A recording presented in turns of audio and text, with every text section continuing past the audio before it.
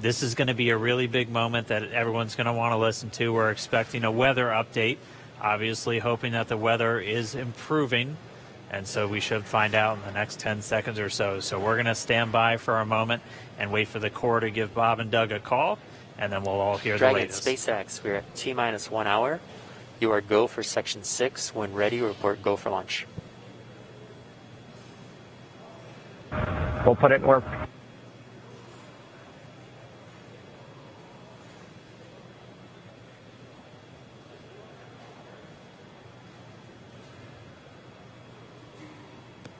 And that right there was a call for the crew to refer to some of their procedures. They do some final checks. You can see them checking harnesses, checking helmets, just making sure that they're strapped in and ready to go. And once they're done with that, the crew will report their readiness for launch.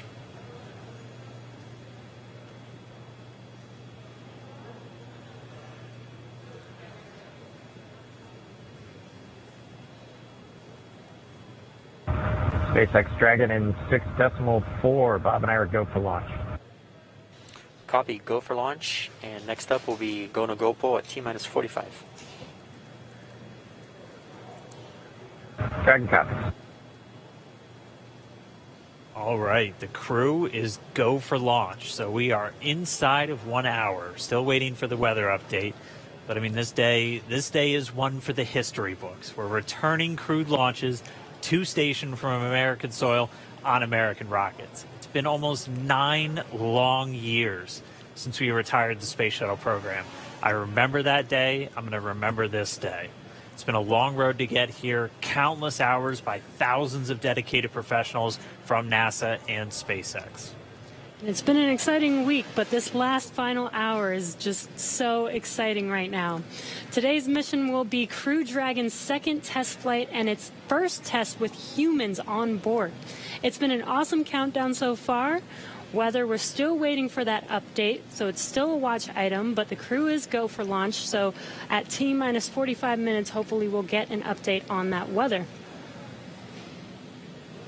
We've had a really clean countdown so far. It started with suit up just over 3 hours ago. The SpaceX team helping Bob and Doug put on their suits, conducting initial checkouts, including an initial pressure and leak check before they got to the actual walkout. And all of that done in that operations and checkout facility.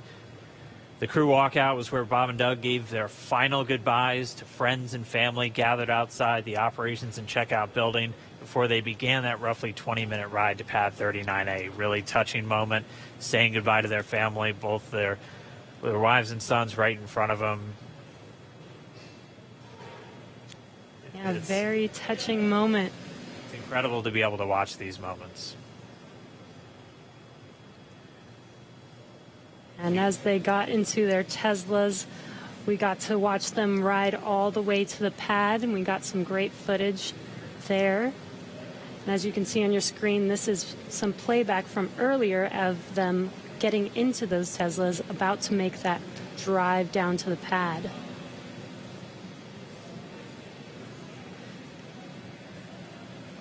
And once they got to the pad, they did take a minute to take in the sights, and they headed up the fixed service structure to begin the process called crew ingress, where Bob and Doug entered.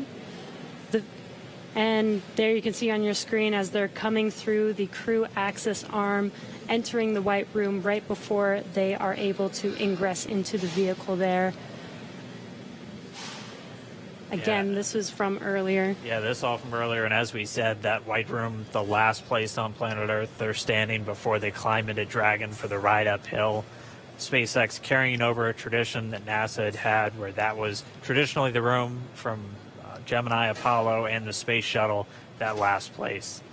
About 30 minutes ago, we're back with some live video here. The team was able to close Dragon's hatch with Bob and Doug safe inside. So we are under an hour ago. Things are going to pick up as we get close to that go, no go to begin propellant loading and then arming the launch escape system. The crew pull for readiness was completed at T-minus 60 minutes, and the Dragon pull for prop load is coming up here in just about 30 seconds at T-minus 55 minutes. And then following that will be T-minus 45 minutes will be the internal mission control Hawthorne pull, and then the launch director's pull for propellant loading. When we get to about T-minus 40 minutes, the crew access arm will retract and Bob and Doug will get the call to close their visors and arm the launch escape system. This is the automated system in place that can fire the 8 Super Draco thrusters on Dragon to quickly separate the crew from the rocket, either on the pad or during the flight on the ride uphill. And then once we reach T-minus 35 minutes, propellant loading for the Falcon 9 will begin. We got there on Wednesday. We got all the way down to about 17 minutes before launch before we had to cancel because of weather. But we're optimistic right now. Conditions have been improving, and so we're looking to press ahead once again into loading fuel onto that Falcon 9 rocket.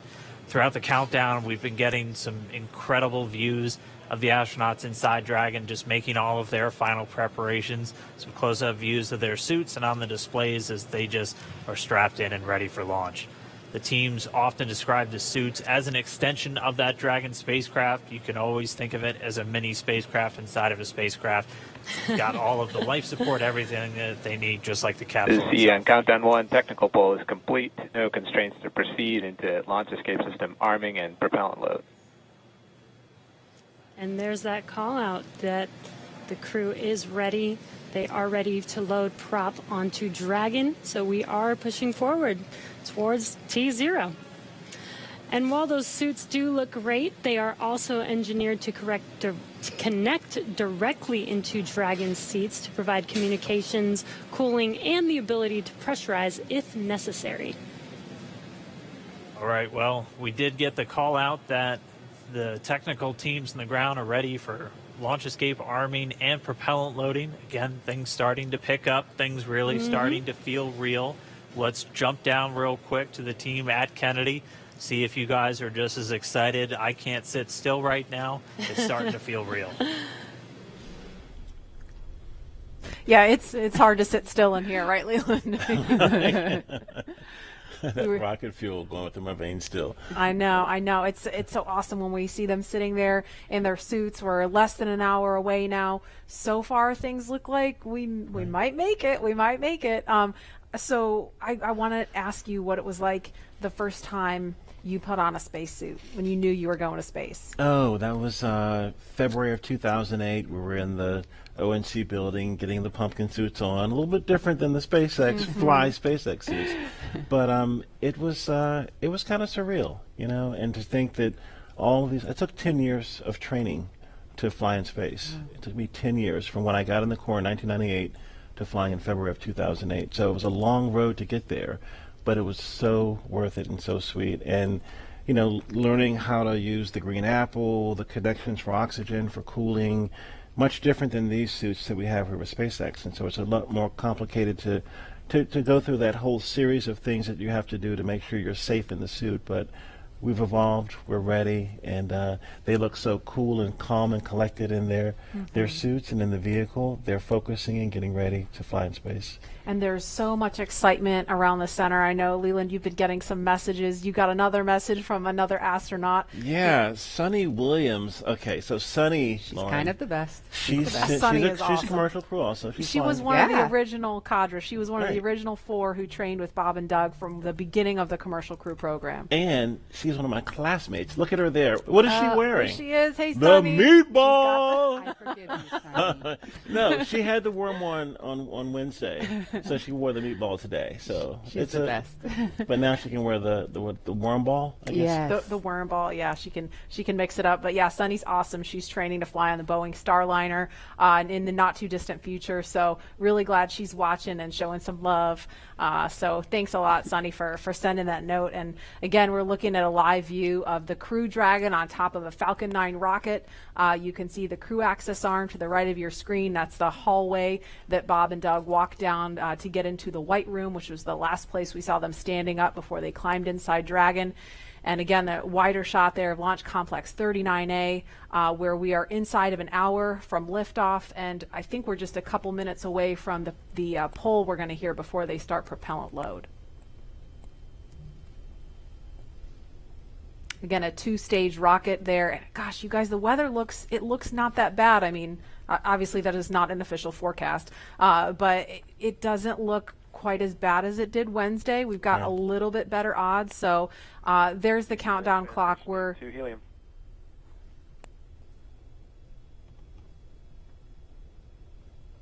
going to pause to listen to that comm.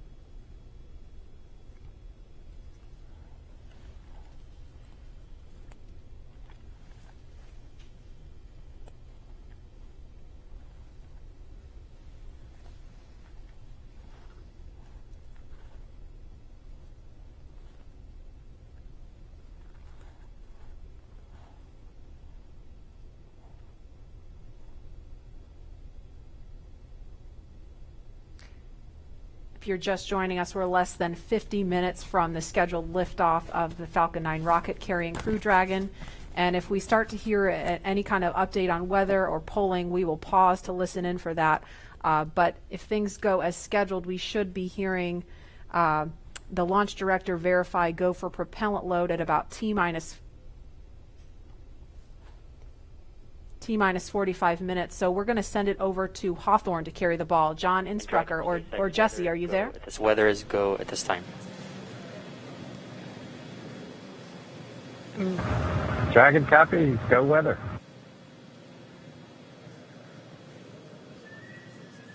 And there you heard that call out. So far we have good weather. We are go for launch today. This is getting really exciting. I don't know about you, Dan, but my heart is beating pretty fast right now. Yeah, we've been waiting for those words since Wednesday. Oh, and yeah. we did hear a call to the crew, just in case you missed it, that they were only tracking one final weather constraint. It was the cumulus cloud rule. They were expecting it to clear up within 10 minutes, and it's cleared up now. So we are currently go on weather.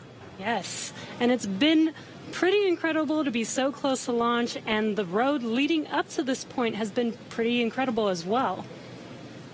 It has been. It's been a partnership between NASA and SpaceX. We've been working together since SpaceX started flying cargo to the International Space Station, now getting ready to launch Crew. And we've been really fortunate to work with not only a lot of international partners on the International Space Station, but a lot of And as really a reminder, great here in companies. the control room, we'll be closing doors here once we start with propellant load. Any last-minute bio breaks, please go ahead and accomplish those in the next few minutes. And the launch director just getting the teams ready. We'll be coming up on that propellant loading. Again, that starts at about 35 minutes prior to liftoff, so in about 12 minutes from now. There's going to be a go, no go coming up really soon. So let's go over to our man, John I, for the latest. John? It's T-minus 47 minutes, 24 seconds. We're continuing to count down. As you just heard, the launch director and launch team are preparing for the readiness for launch poll. Now, the launch director is currently checking with Dragon mission director and NASA launch manager for their readiness. And actually, it sounds like everybody is good there. The launch director will then ask the team, he'll tell them the poll is open, and the 13 members of the SpaceX launch team will be electrically polled for their go to load propellant, as well as continue all the way to launch. Now, we will hear that poll results and a briefing from the launch director at about T-minus 45 minutes. The good news right now is that the weather is go. All the conditions that were read shortly a while ago at T-minus 1 hour have cleared. We're, as the weather forecaster said, cautiously optimistic. Currently, the probability... Poll is complete. We're go for propellant load. Well, we got an early call out there. And launch control clear to retract the access arm on time. Cover that. Arming access arm retract at T-minus 45 minutes. Got an early call from SpaceX launch director Mike Taylor that the poll is go. He also heard the direction T-minus 45 minutes to prepare for retract of the crew arm. As we hear more discussion, we'll stop and let you listen in. But right now, weather for liftoff, ground level winds are good, 10 to 15 miles an hour, well within limits. Upper altitude balloons show that conditions are acceptable. The red weather conditions have cleared up, the last one being cumulus clouds. And the probability of violation is set at 30% right now, so that's 70% chance of good weather. We're continuing to watch. There is about a less than 10% chance of lightning. We're also watching the abort corridor off of the Atlantic coast. In case, for example, at stage separation, Dragon had to abort into the ocean. The conditions there are acceptable. There has not been lightning lately. The weather, winds are good, light rain. It is go, but NASA is going to continue to watch those conditions. T-minus 45 minutes and counting. Reminder on hold and launch escape protocol. For non-urgent no-go conditions, brief the CE or LD, and they will approve aborting launch auto-sequence and proceed to launch abort. For urgent issues affecting the safety of the operation, operators shall call hold on the countdown net. Launch control will immediately abort the launch auto-sequence and proceed to the launch abort auto-sequence. Operators shall also advise launch director whether structural break or fire is imminent or occurring for Dragon manual escape flight rules. A reminder on fire alarm instructions. In the event of a fire alarm, key operators previously briefed will remain at their post while the alarm is evaluated. In the event that personal safety is threatened, evacuate to the south-facing emergency exit, which leads directly outside. At this time, weather is go for launch. You can see on the screen, we're inside T-minus 40, we're T-minus 44 minutes, 5 seconds. Crew access arm retracting away. SpaceX launch director is given the final brief to the crew. And we will be beginning propellant loading at T-minus 35 minutes. So right now on Falcon 9, ready to get into propellant loading. Dragon, crew, getting configured, set up. The arm is pulling away. The range is go for launch. They continue to monitor the air and the sea space. Everything looks good. And we finally have gotten green across the board on the weather conditions, but we can't take a deep breath quite yet. We're going to have to watch the weather all the way down to T0, both here at Kennedy Space Center and out in the Atlantic in the abort zones. Now, earlier we saw many of you following the launch from the United States on our hotspot map. Now that we're inside an hour, we're seeing large numbers of folks logging on, tuning in from coast to coast and around the world. So we'd like to know, is this your first time watching a launch live, not counting Wednesday? And if not, how many have you seen before? Tell us using the hashtag LaunchAmerica from your favorite social media platform. And with that, at T-minus 42 minutes, 50 seconds, conditions are go, and we are counting down for an on-time launch. Let's send it back over to Kennedy Space Center as the action begins to pick up on the pad. Dragon, SpaceX, you are go for Section 7, close visors, and arm launch escape system. We will put Section 7 in work. Visors come and close.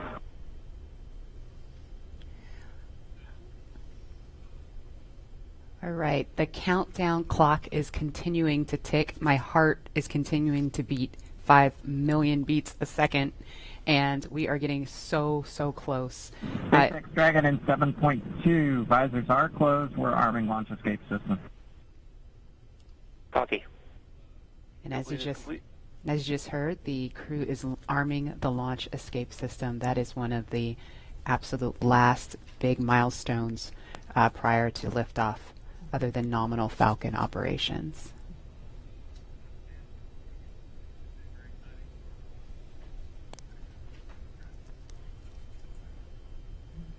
So just a minute ago, we saw the crew access arm retract, and obviously we just heard on the comms Bob and Doug getting ready to arm the launch escape system, and so that is something that protects them all the way to orbit. So when fueling starts at about T-minus 35 minutes, so just over 6 minutes from now, they will have the capability to abort, to separate from Falcon 9 either on the pad or even after liftoff.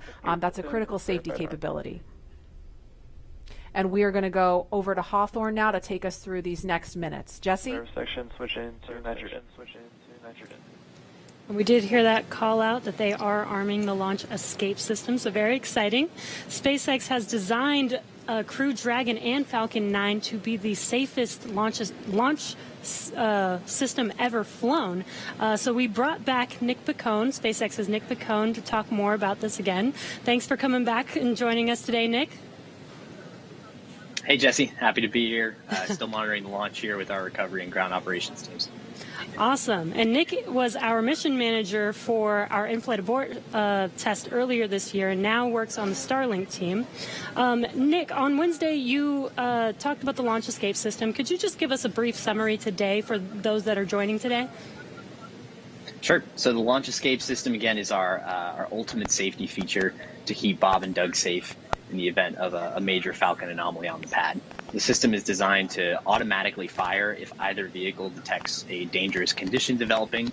And if that happens, Dragon will use its 8 Super Draco engines to push the capsule off and away to a safe distance away from this Falcon. This capability is absolutely critical. It's what keeps the crew safe, and we're now active and armed on the pad with it protecting the crew.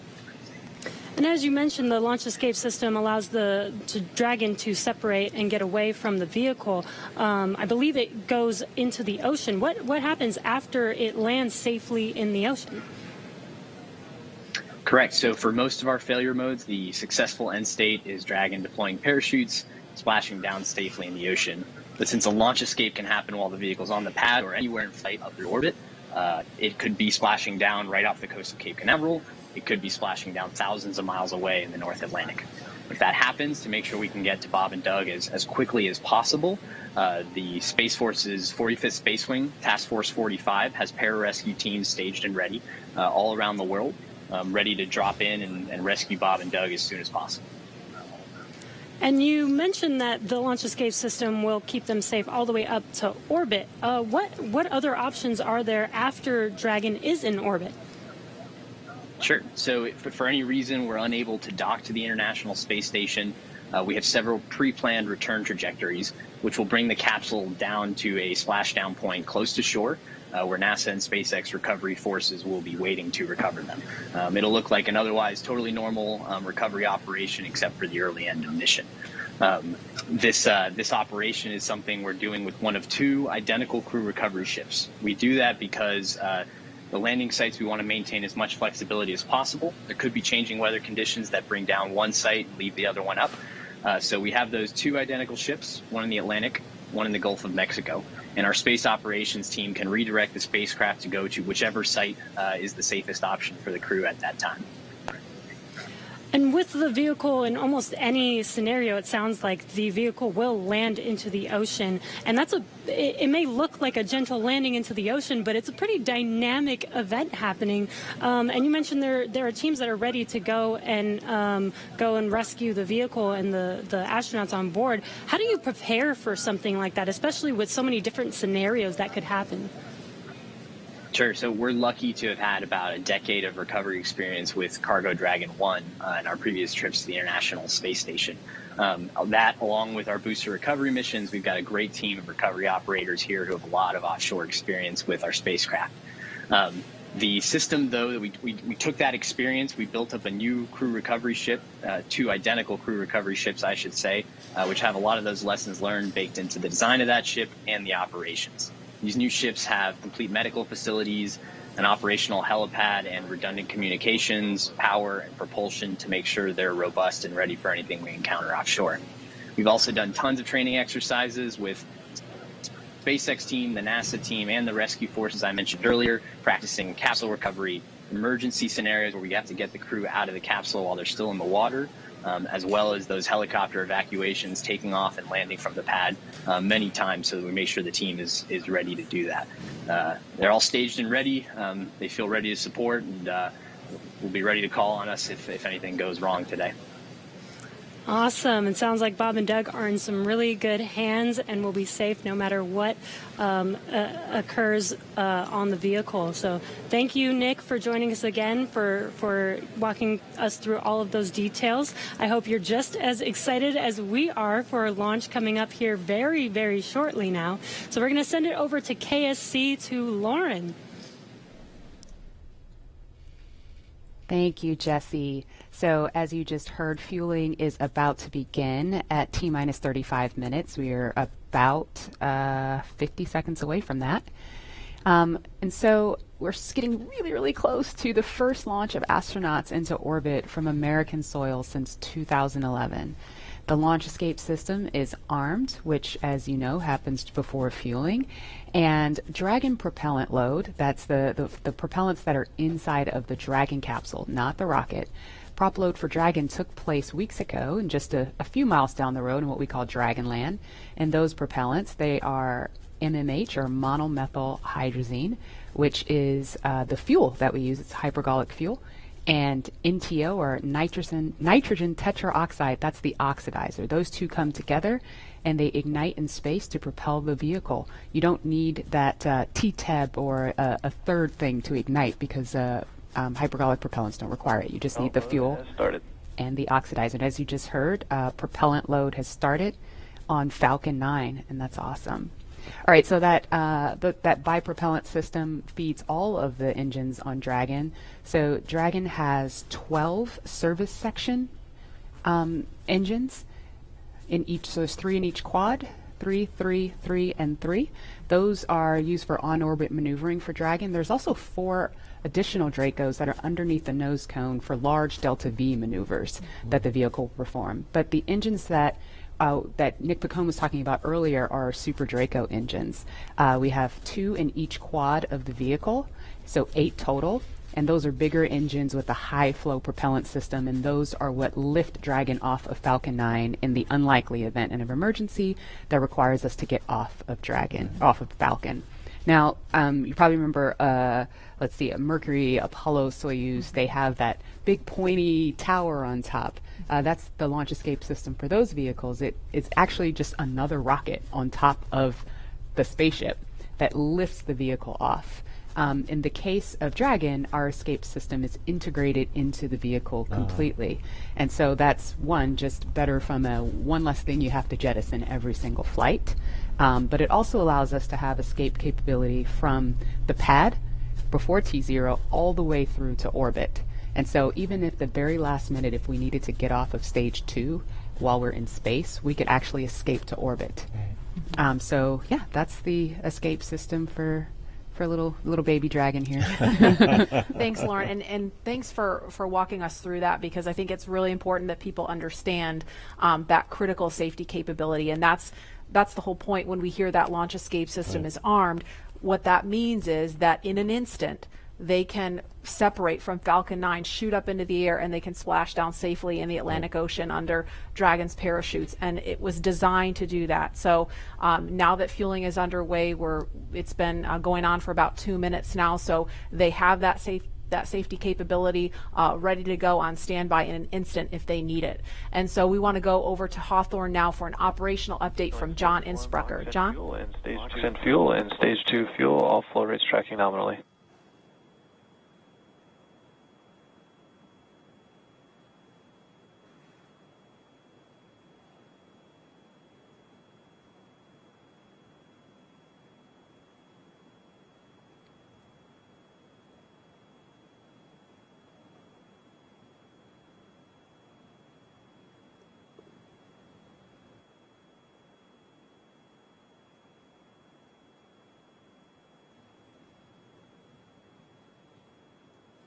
We're T-minus 32 minutes, counting down. These final minutes, everything's still looking good for Falcon 9 and Dragon for an on-time launch.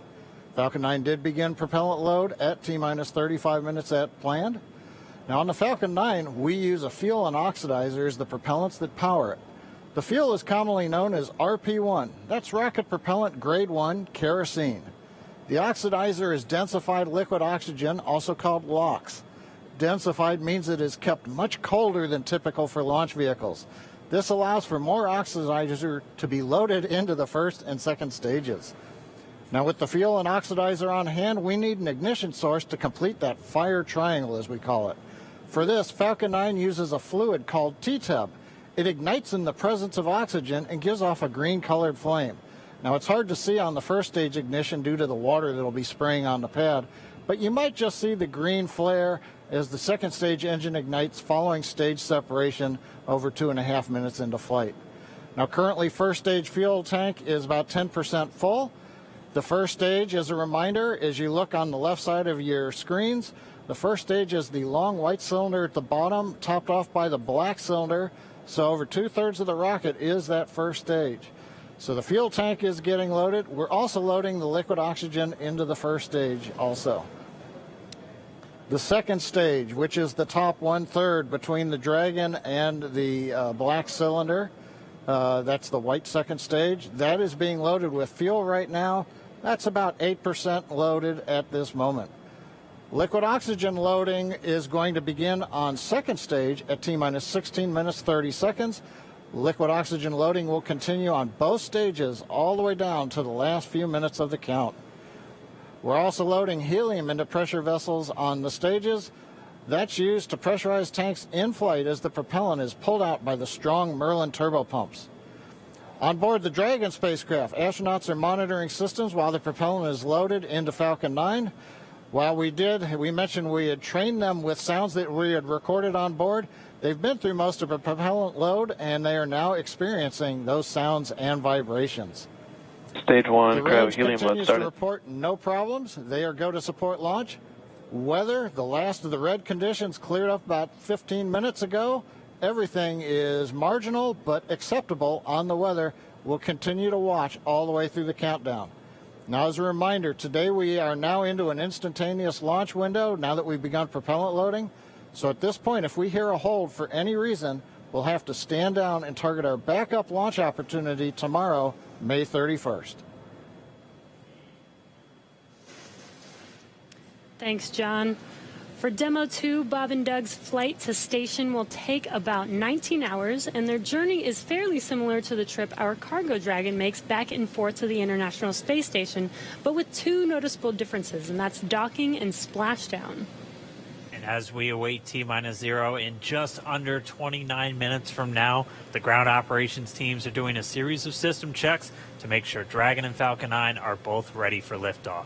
And we're continuing to get live views inside the capsule with Bob and Doug, and you're now also looking in firing room 4 down there at the Cape.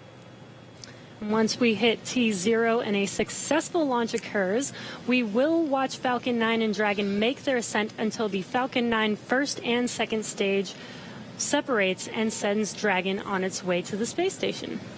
And at this point, mission operators will prepare Dragon for on-orbit operations, where the vehicle will execute a series of burns that gradually raise its orbit to align more closely with the space station, as you can see in this animation. And just after putting Dragon into the same orbital plane as the station, the teams will get ready for Dragon's approach and docking maneuvers. The next Dragon will make its approach and actually dock with the space station. And this is a very different process from what we've seen with Dragon cargo deliveries in the past, which use a process called berthing. Berthing requires a spacecraft to approach the station and then stop so a crew member can maneuver the station's robotic arm to capture the spacecraft. Docking on this version of Dragon can be done autonomously with no crew on board the station. It's typically a faster process, both when arriving and leaving, but it does still require pinpoint accuracy to approach safely. Once captured, a spacecraft then gets attached to a common berthing mechanism, the same type of port that we use to connect each of the modules on the station together. It's a little bit slower of a process, but the hatches are significantly larger than the docking ports, which makes them perfect for bringing up those really big cargo items. Dragon will spend up to 120 days docked before preparing to return home. Following successful completion of Dragon's test objectives and cargo loading operations, the crew will close the cabin, perform final system checks, and configure the vehicle for undocking. Once the automated undocking sequence is complete, Dragon will complete 2 departure burns using its Draco engines, pushing it away from the space station. And next up on the trip, deorbit entry and landing, or splashdown, which is going to cover all the operations following that final departure maneuver. It's going to include events like the trunk separation, closing of the nose cone, a deorbit burn, and then eventually as they get into the atmosphere, the deployment of the drogue and the main parachutes, and all of that ends with splashdown right off the Florida coast. At that point, teams from SpaceX will move in with their recovery ship, grab the capsule out of the water, and work to get Bob and Doug out of Dragon after a successful mission in space. So we are 26 minutes away from launch. Fueling of Falcon 9 is continuing. Let's check in one more time down with the team at Kennedy. Murray? All right, thanks, Dan. We are so pumped right now because things have cleared up and it looks like we might actually do this today. If you're just joining us, we are now 25 minutes, 46 seconds and counting from the first launch of astronauts to the International Space Station from U.S. soil in 9 years. This will mark the beginning of a new era where more people will be able to fly to space than ever before. And we want to share with you the results of a poll we asked a little earlier. If you could go to the moon, now it's not where the astronauts are going today, they're going to the space station, but if you could go to the moon, would you rather visit the South Pole where no one has been before or the Apollo 11 landing site? And it was a pretty even split. We had 46% of you say you would go to the moon's South Pole, and 54% of you would go to the Apollo 11 landing site. I kind of side with the Apollo 11 landing site because I'm a history buff and I want to see where Neil Armstrong and Buzz Aldrin set foot. So I don't know. What do you guys think? Lauren, which place would you go? I'm with you on that one, and I would love to go see that flag there and those footsteps, those footprints there. Still be there, right? There's no window there. Should still be there. Leland, how about you? I think I'm with both of you because it's just like, you know, the meatball, you know, the classic. Yeah. Going to the classic spot, and that's where all of it started. That's where all that inspiration came, even though I was an antenna engineer not seeing it. But besides that, that's history. And hopefully maybe it wouldn't have to be one or the other. That's true. Exactly. Yeah. I mean, yeah, we're going to learn more from going where we've never been before. Exactly. And so we need to go to the South Pole too. And we are thrilled to see all of you following along online. Thank you for answering our poll. And we're going to go over to Tahira, who's been monitoring all the action with less than 25 minutes to go. Tahira, I'm sure things are heating up online. Hey, Marie, I mean, you're completely right. Now that we have that go for launch, people are on the edge of their seat right now waiting on this historic moment to take flight. As you can see, photos are still coming in of just everyone around the country showing their excitement for this launch. And it's really been a touching thing to see how everyone's kept this excitement going from Wednesday's first attempt. So we just took a look at numbers, and we are now over 3 million people tuning in for this historic launch. And so for me personally, I just want to wish Bob and Doug the best of luck. This will be my own first time watching humans lift off to space from the United States, and it's just going to be a super emotional moment. For that, Marie, back to you at Kennedy for these last minutes before launch. All right, thanks, Tahira. And Leland, we got 23 minutes and some change to go. What do you think Bob and Doug are feeling right now? I think, you know, they're very calm, cool, and collected as test pilots, but I think they're thinking about what are the steps that I have to take if a malfunction or something happens. And so the nominal stuff is all kind of automated, but if something happens where they have to intervene with those touchscreens, that's what they're thinking. Mm-hmm. And we're just inside 23 minutes now. So on Wednesday, we were 5 minutes further in the countdown when we heard that call to scrub, and the weather was still very touch and go at this point on Wednesday. But today, it at least for right now, I don't want to jinx it. I'm afraid to even say it out loud, but it looks better today. Yeah, and it feels like I'm feeling it a lot more than I did on Wednesday. Right. And, you know, speaking of Bob and Doug and them being really calm and cool and collected, haven't had the opportunity to be in meetings with them and to watch them train. I have to say, and to all of my friends who work with them every single day, the feedback is always just what great people they are. Right. And just how not just bright and sharp they are, but just good people. Right. And around the office, we often refer to them as the dads. Yeah. The dads? They're the dads. They're dads. They are dads. Okay. And we've met their families. And when you see people on that very personal level, it starts to mean so much. They are a part of our team. You know, they're not a customer. They're our team. They're not a payload. They're our team. They're our family. And so we're just so excited to see the dads up there today. Yeah. Go dads. Yeah. All right, we're going to go send it over to Gary for an update from Houston. Gary? Hey, Marie. The space station team here is focused. All eyes are on the system checks that are happening across the board, and we're listening in as we close in on launch. And I can tell you that things are looking very good. Chris Cassidy will be watching from the International Space Station, right now flying over the Pacific Ocean. It's heading to cross right over the launch pad. We might even get some good views from the station. Hope to be capturing those. We'll have the launch view and the big screen up front, and everyone's excited to see our 2 crew members on their way to the International Space Station. But before we get to it, I just want to pass on good luck from the entire flight operations community here in Houston. It's always exciting to be doing something wholly new and history-making with station operations, and we can't wait to see our team members Bob and Doug in low Earth orbit and heading to the International Space Station. That's it from us here in Mission Control Houston. I'll send it back over to the team in Hawthorne for the latest happening there. John. T-minus 20 minutes, 30 seconds. We're continuing to count down. Everything is still looking good for launch of Falcon 9 and Dragon. 22 minutes, 45 seconds after the hour. Stage right 2 now on the RP1 right-hand mode is side, complete. you can see a large white cloud coming off of the strongback. That is normal. As we get ready to load the second stage with liquid oxygen, we have to chill in the plumbing lines going up that strongback. And so as we relieve pressure, the moist, humid Florida air condenses around it, and that gives you the cloud. So that tells us that things are actually on schedule. We did begin propellant load at T-minus 35 minutes. Fuel loading on the second stage, I believe we just heard the call out that it is complete. First stage fuel load is continuing, and right now that's a little more than, that's about 60% of the way full. So things are looking good. Second stage is getting ready to begin the liquid oxygen loading. After they finish chilling in the lines that you see on the monitor, they'll begin the load at T-minus 16 minutes and 30 seconds. The range right now is go, ready to support. Weather continues to be go. As we inch our way closer, we're keeping our fingers crossed. We're waiting to hear if anybody calls out an issue, but for the moment, as you can see on the screen, it looks good. Now, on the Dragon side, the Dragon mission director and the team there are reporting no issues. They've done their communications checkouts.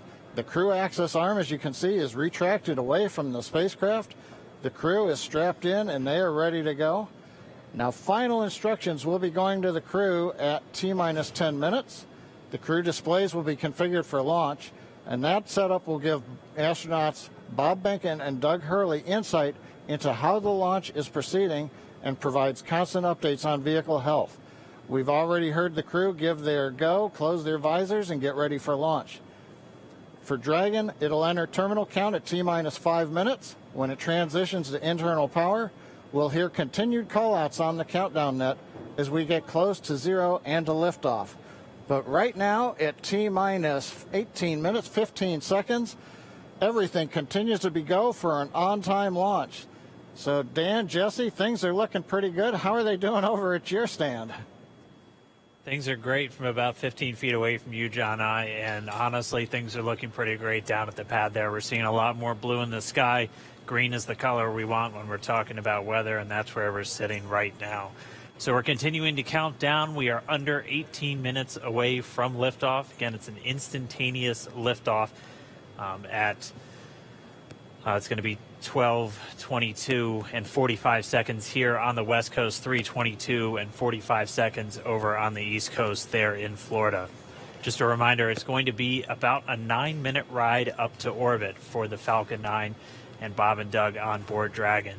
It'll be a 2-stage flight, so we'll see the first stage fly until we hear MECO, or main engine cutoff, about 2.5 minutes into flight.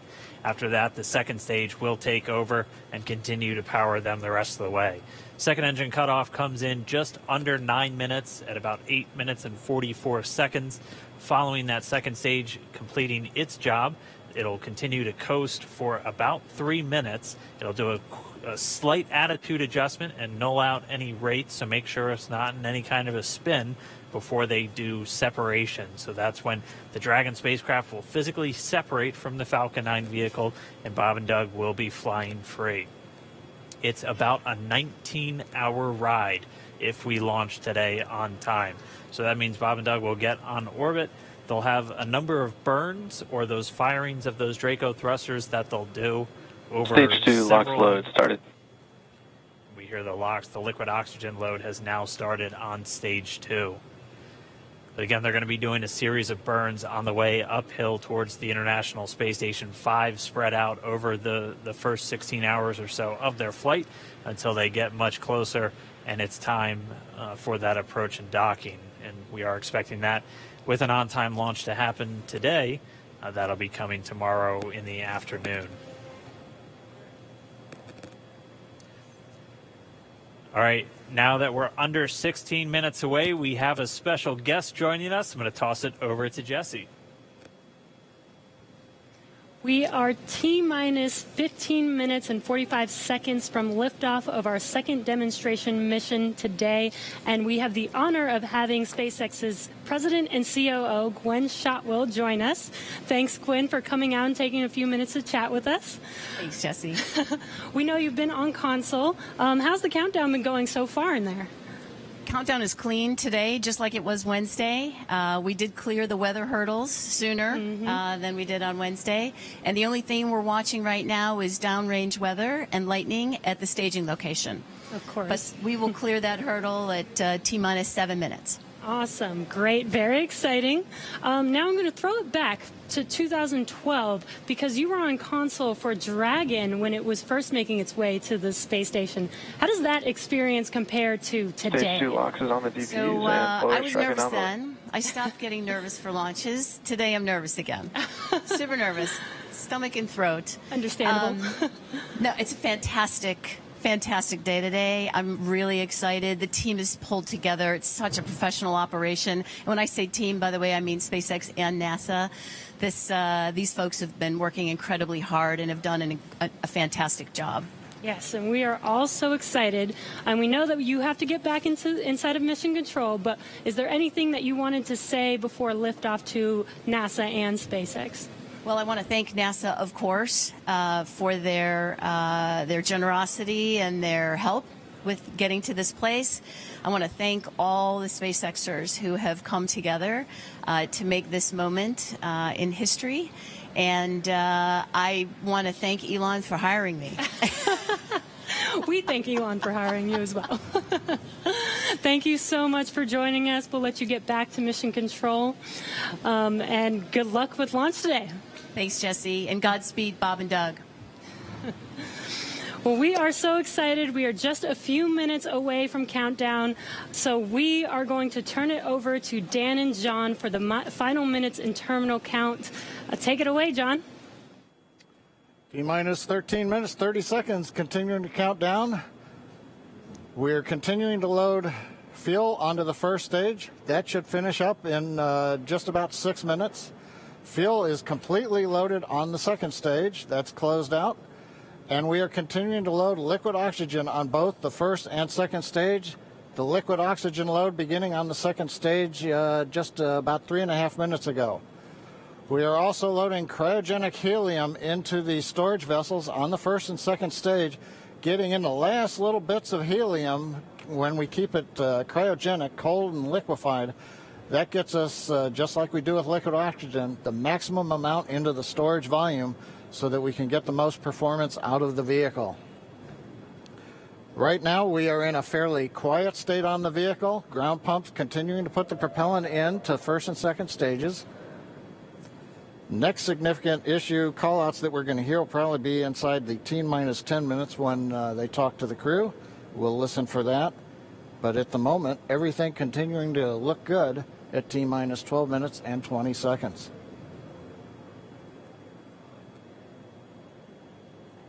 We're getting real close now, John. It's only a little over 12 minutes away. Just a reminder for everybody, it's about a 9-minute ride uphill. We'll have some dueling boxes going on as that first stage is going to be coming home while the second stage is carrying Bob and Doug into orbit. So obviously, we'll be keeping an eye on our astronauts the whole way uphill. Some of the calls that you'll be hearing, as there will be what we call performance calls over the Dragon to ground the entire way uphill. And you'll just hear some of the SpaceX engineers calling out trajectories and booster performance. So we're always looking for that word nominal. I know that's one of John's favorite words. That's one of mine too. We want to hear nominal as much as possible up on the way uphill. You might also hear some number and letter combinations, and those correspond to the different abort zones that Bob and Doug are in during their flight uphill. There's 1A and 1B, which signify that they're on the first stage. Those carry them from there in the Cape all the way up to about the very top of North Carolina, and then we'll have 2A through 2E or 2 Echo, and that will be on the second stage, and that goes from North Carolina all the way up to about the tip of Newfoundland, so in the northern Atlantic, and then there is a zone of the northern Atlantic that we're going to avoid, and so you should hear the call out be something similar to forward to Shannon, and that just refers to Shannon, Ireland, which they'll be going off the coast of Ireland at the later stages of the second stage if they have to abort. So just prepping you now for some of those calls. You're hopefully going to hear that word nominal a whole lot on the way uphill. 10.5 minutes. Things are pretty quiet. As John I said, it'll pick up right at about 10 minutes. We'll wait for the crew just to confirm that their displays are in order. The crew is already strapped in and reported that they are go for launch. And we'll continue to watch the fuel gauges tick up on the Falcon 9 vehicle until fueling cuts off at just about 2 minutes prior to launch. Dragon, SpaceX, confirmed displays are configured for launch. SpaceX Dragon displays are configured for launch. Copy. Bob, Doug, on behalf of the entire SpaceX team, it's been a huge honor to help you get ready for today's historic mission. Know that we're with you. Have an amazing flight and enjoy those views of our beautiful planet.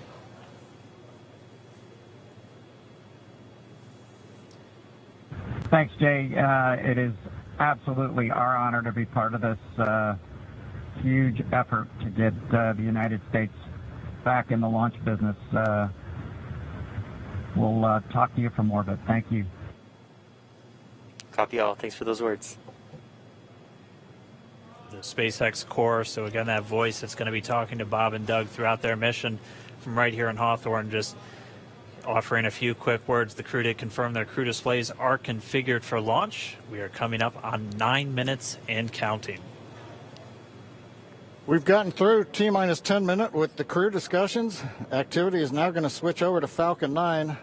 Our next major event comes at T-minus 7 minutes. We begin what we call engine chill. Pre-valves will open. Those currently separate propellants on the first stage from getting down to the Merlin engines. We'll open the pre-valves. That allowed fuel liquid oxygen to flow to the top of the pumps. And more importantly, when we open the valves, that'll allow us to begin chilling the 9 Merlin 1D turbopumps on the first stage engine. It'll take a few minutes to get them cold enough to where they would then be ready to pass the large amounts of liquid oxygen through the pumps and into the main thrust chambers when we get to engine ignition at T-minus 2 seconds. We don't want to try to run highly chilled liquid oxygen through a warm pump. You would flash that into gas, and running gas through a high-speed pump is not a good thing. So right now, we are waiting for T-minus 7 minutes. That'll start the engine chill. Shortly after that, we will also get the fuel shutdown.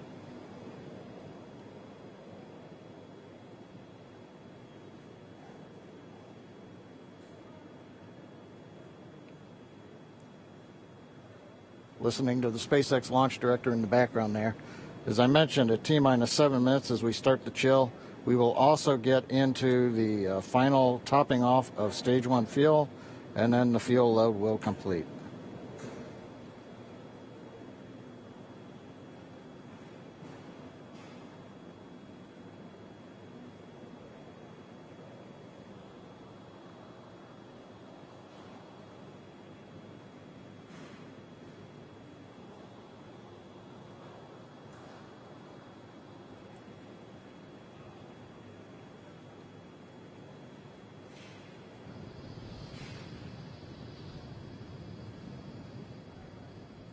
Stage 1 and Stage 2 engine chill has started.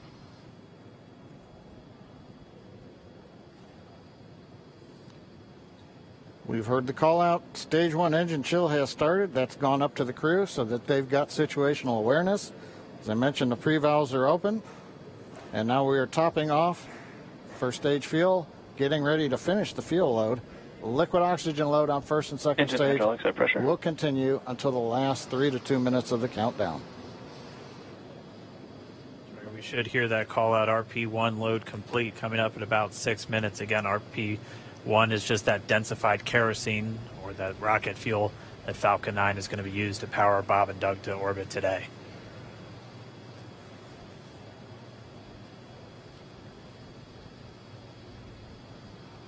And stage 1 fuel is closed out.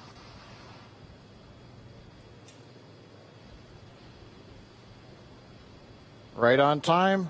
That call out indicates that the fuel loading on the first stage is complete. Draining back the lines now, so first stage and second stage fuel are complete. Liquid oxygen loading is continuing on both stages. You can see on the view on the left side of the monitor the condensation, the cold gas wrapped around the stages as the tank skins are chilled by the densified liquid oxygen, picking up the humidity from the Florida air.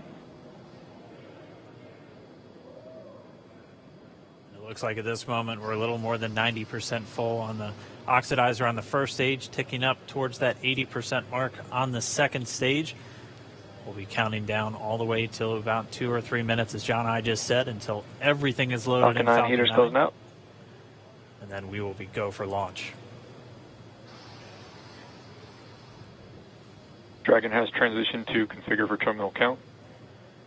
Vehicle tanks pressing for strong back retract.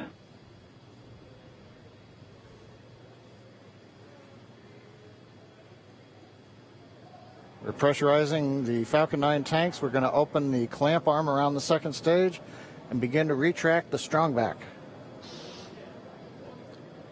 We'll move back about 2 degrees. That'll get us to the liftoff position. At liftoff, the strong back will then recline about 45 degrees away. Started. Stage 2, RP1 bleed. Launch director called out the strong back retract has started. On the left, you'll see it go back just a couple of degrees. Stage 1, RP1 bleed.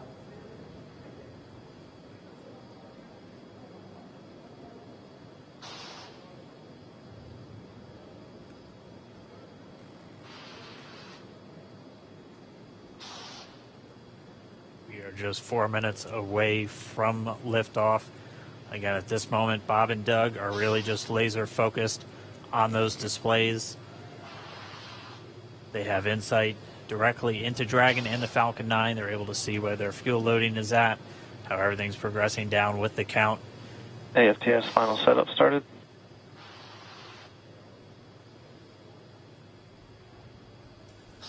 Three and a half minutes from launch. And the strong back is now reclining away from the Falcon 9.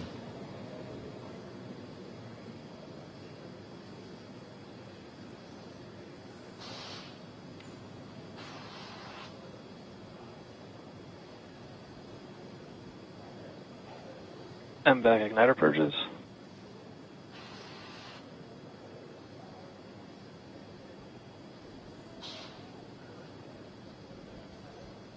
OGO bleed. Dragon has transitioned to terminal count and is on internal power. Stage 1, LOX load close out. Okay, we're at T-minus 2 minutes, 42 seconds. Stage 1 LOX load is closed out. Stage 2 will continue to load for about another half a minute or so. Once we get the completion of Stage 2 LOX loading, we have to vent down the line, so you'll see another large white cloud coming off of the strongback. That'll be normal. That'll happen around transitioning to T-minus 1 minute and 40 seconds. We're going on internal power now. Just a few seconds away from the Stage 2 LOX load being complete. It's been almost 9 years since we've been in this position. A lot of work done by thousands of people to get to this point. All our eyes focused on 2 now.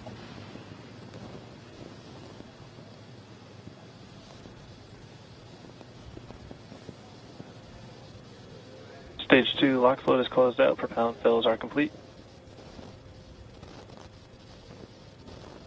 Dragon is in auto idle. Stage 2 LOX load complete. All fuel, all oxidizer on Falcon 9. 1 minute, 34 seconds to go till launch. Ground gas closeouts is starting.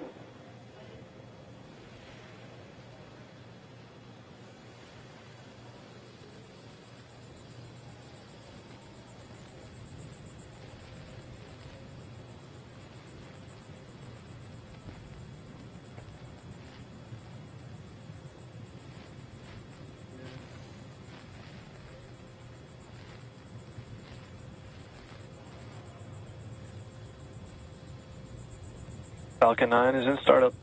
Dragon is in countdown. FTS is armed for launch. Under a minute now, the FTS, the flight termination system, has been armed. Dragon, SpaceX, go for launch. SpaceX Dragon, we're go for launch. Let's light this candle.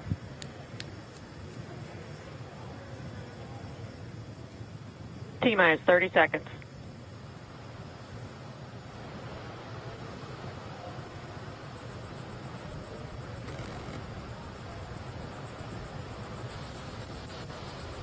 Stage 1 tanks pressing for flight. T-minus 15 seconds. 10, 9, 8, 7, 6, 5, 4, 3, 2, 1, 0. Ignition. Liftoff of the Falcon 9 and Crew Dragon. Go NASA, go SpaceX. Godspeed, Bob and Doug.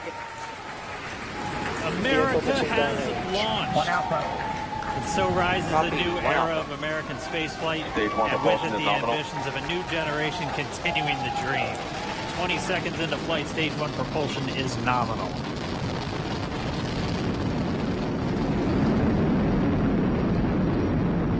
T plus 30 seconds into this historic mission.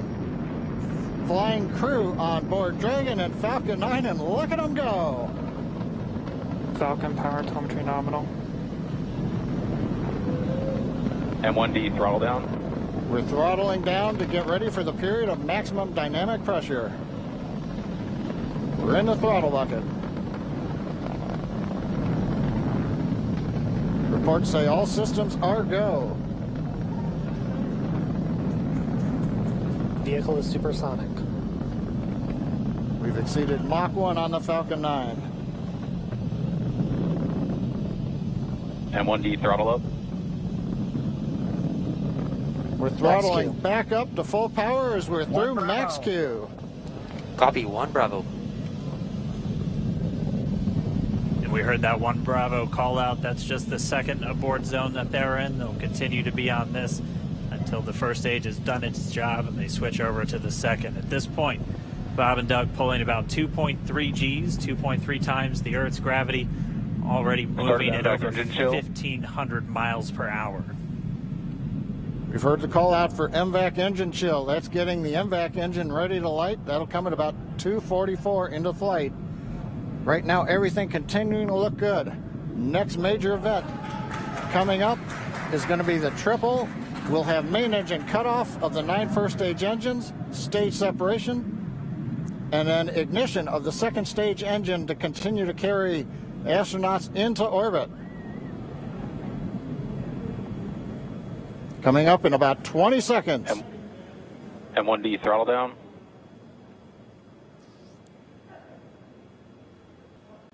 We heard we're throttling down the Merlin engines on the first stage.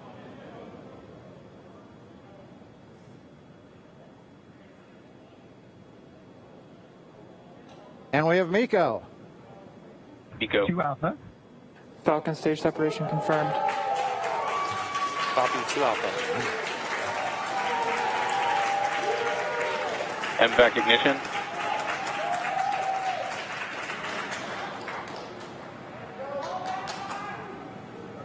All right, we have stage separation confirmed. The first stage beginning its flight back. The second stage being powered by that single Merlin 1D vacuum engine has ignited and is now carrying Bob and Doug into orbit. So they're going to continue under the power of this second stage. Stage 2 propulsion is nominal.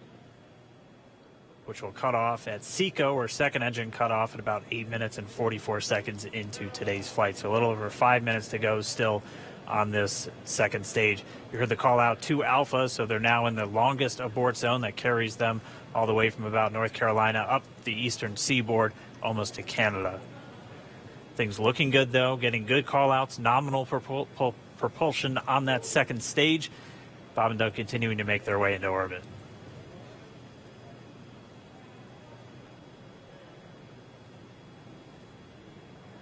Dragon SpaceX nominal trajectory. Acquisition of signal in Bermuda. SpaceX Dragon nominal trajectory.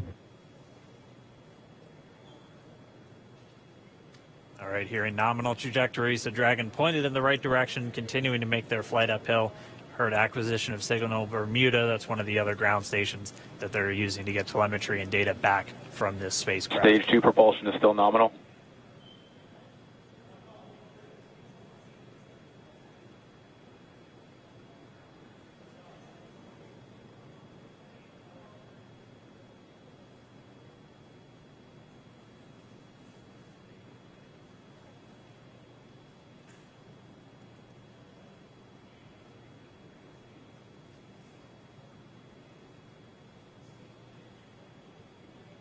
A little over 4 minutes, 40 seconds into the flight. Bob and Doug flying at more than 5,600 miles Dragon per hour. SpaceX nominal trajectory. Already almost 200 miles downrange from the Kennedy Space Center. Nominal trajectory continuing.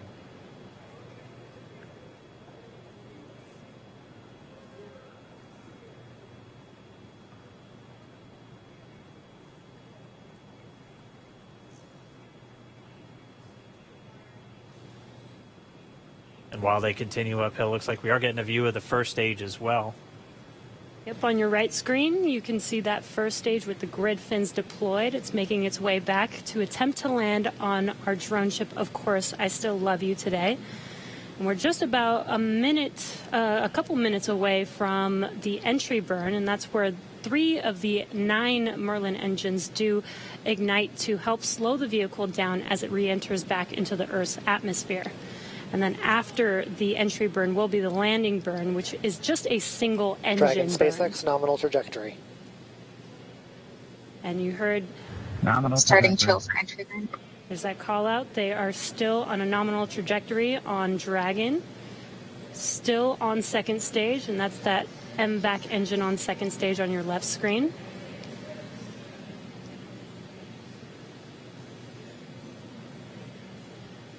Again, on your right screen is that first stage booster coming back towards our drone ship, Of Course, I Still Love You. We're about a minute away from entry burn. Meanwhile, that second stage continuing to power Dragon into orbit. Again, if you're keeping an eye on that timer, that's going to continue to burn until 8 minutes and 44 seconds into flight. So a little over 2 minutes from now, we'll hear the call out SECO. It'll then be a little Stage 2 propulsion is still good. A little over 3 minutes until Dragon physically separates from the second stage of the Falcon 9 after the upper Dragon stage gets a SpaceX chance. nominal trajectory. Dragon copies, nominal trajectory. Continuing to check in with Bob and Doug as they are on a nominal trajectory. Just about 10 seconds away from that first stage. Starting that entry burn on your right screen, we should be able to see that view live. Stage 1 entry burn startup.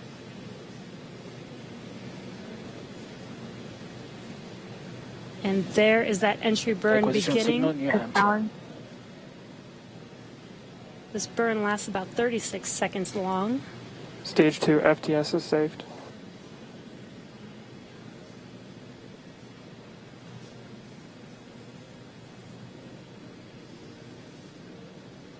While that entry burn continues, we're just about a minute away from SECO. We'll have a number of events all happen in rapid succession.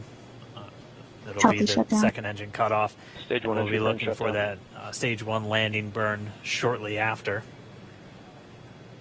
Yeah, actually, just within a few seconds of each other. Such a cool view on your left screen, seeing Bob and Doug on Dragon. Right now you can see the displays that they are seeing right now themselves. Terminal guidance. MVAC throttle step. We are coming up 25 seconds or so away from SECO, or second engine cutoff. This is also the point where Bob and Doug are experiencing their highest G-force. We're seeing the counter tick up to right about 1.8. Copy, Shannon.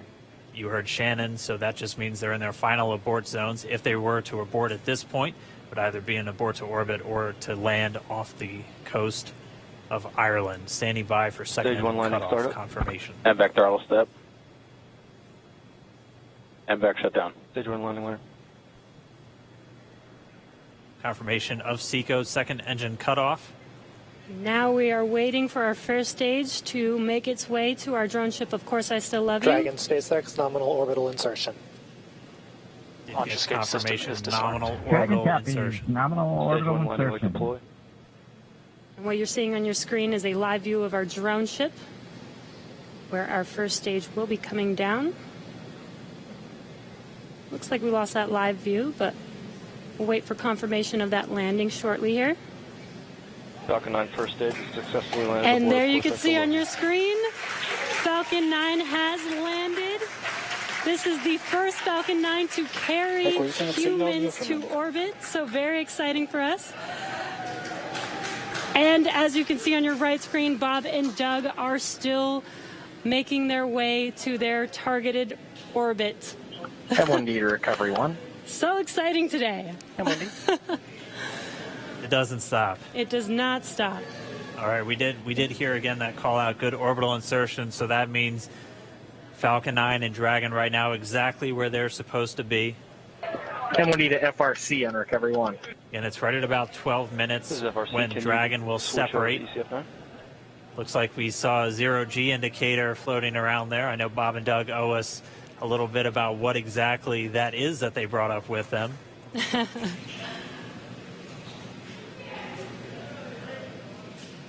And before separation, before Dragon initiates separation from the second stage, they do make sure to they do ensure that the vehicle is not spinning and it is in good condition before we separate. That's right. The upper stage does small attitude maneuver using some cold gas thrusters built into the rocket body itself.